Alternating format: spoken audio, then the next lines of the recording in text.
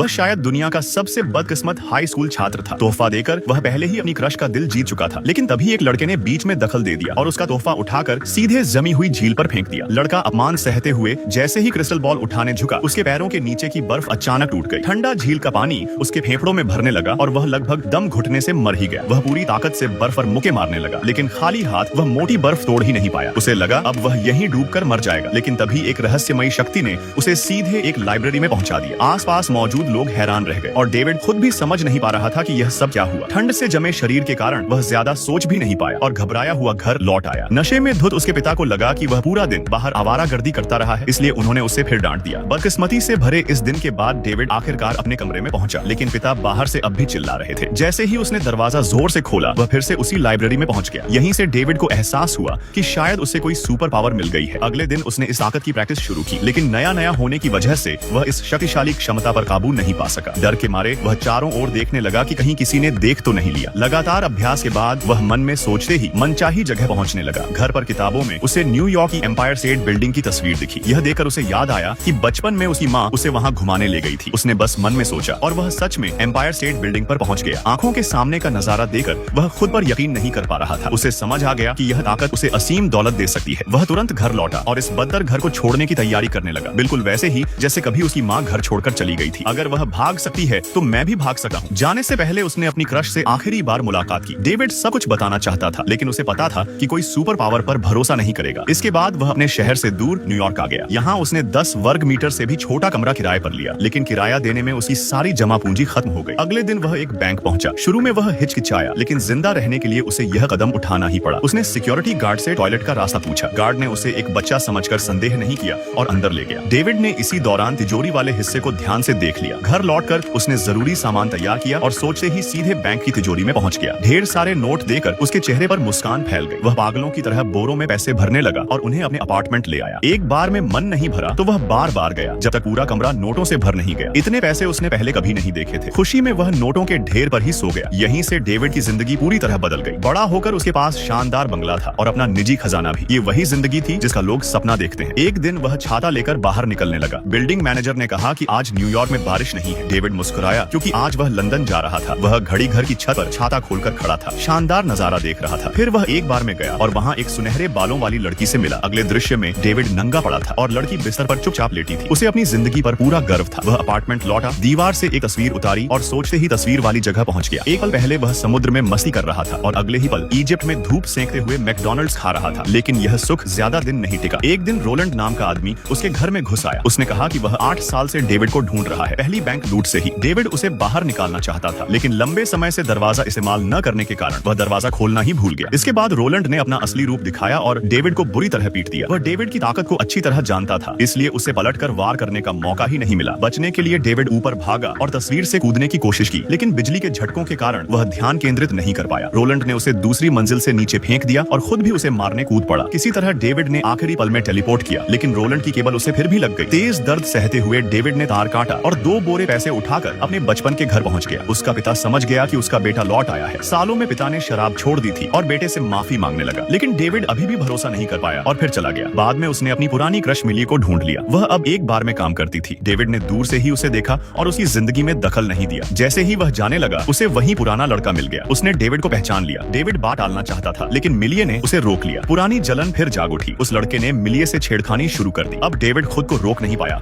और उसे घूंसा मार दिया। दोनों की लड़ाई अंदर से बाहर तक पहुंच गई और पूरा माहौल अफरा तफरी में बदल गया।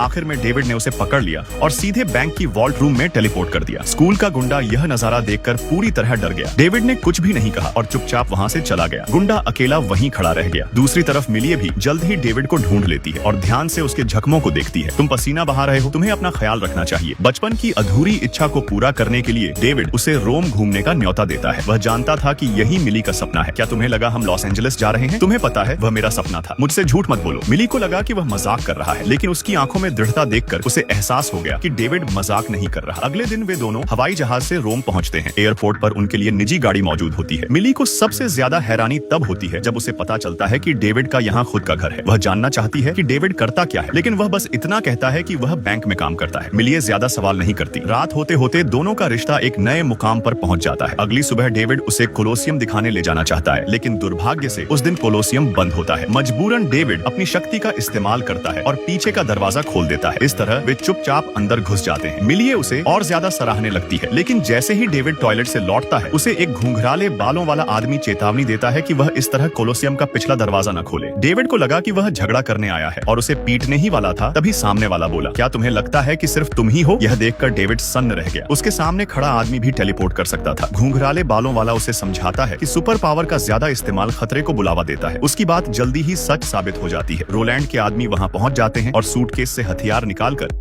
उन पर बिजली की केबल दाग देते हैं। घुंघराला आदमी आसानी से बच जाता है, लेकिन डेविड को खींचकर नीचे गिरा लिया जाता है। चीख पुकार मच जाती है। दो आदमियों के हमले के सामने घुंघराला बिल्कुल नहीं घबराता और कुछ ही पलों में उन्हें ढेर कर देता है। यही डेविड समझ जाता है कि दोनों की ताकत में जमीन आसमान का अंतर है। ये लोग कौन थे? पालाडिन्स ने जंपर्स को मारा, मैं पैलाडिन्स को मारता हूँ, मिशन खत्म। इसके बाद घुंघराला लाशों को लेकर चला जाता है। इन सब घटनाओं के बाद डेविड को एहसास होता है कि मामला उतना आसान नहीं है। अपनी गर्लफ्रेंड की सुरक्षा के लिए डेविड उसे एयरपोर्ट छोड़ आता है और उससे ब्रेकअप कर लेता है ताकि वह निश्चिंत होकर इन झंझटों को निपटा सके। सच न जानने वाली मिली टूट जाती है, लेकिन मजबूरी में मान जाती है। इसके बाद डेविड घुंघराले को ढूंढता है और उससे रोलैंड के बारे में पूछता है। लगातार सवालों के बाद घुंघराला सच्चाई बता देता है। उनकी नजर में सुपर पावर वाले लोग भगवान की शक्ति चुराने वाले चोर हैं और वे खुद भगवान के कट्टर सिपाही हैं। इसलिए रोलैंड ने एक संगठन बनाया जो ऐसे लोगों का शिकार करता है। वे खास हथियार बनाते हैं जो टेलीपोर्ट करने वालों का पीछा कर सके, यहाँ तक कि उनके परिवार और दोस्तों को भी। डेविड को अनहोनी की आशंका होती है। वह तुरंत घर टेलीपोर्ट करता है और पिता के कमरे में जाता है। जो नहीं होना चाहिए था वही हो चुका होता है। हालांकि वह पिता को अस्पताल पहुंचा देता है, लेकिन तब तक बहुत देर हो चुकी होती है। डेविड टूटकर एक कोने में बैठ जाता है। गुस्से में वह घुंघराले के पास जाता है और रोलैंड से बदला लेने की बात करता है, लेकिन घुंघराला मना कर देता है क्योंकि रोलैंड को मारना आसान नहीं है। डेविड हार नहीं मानता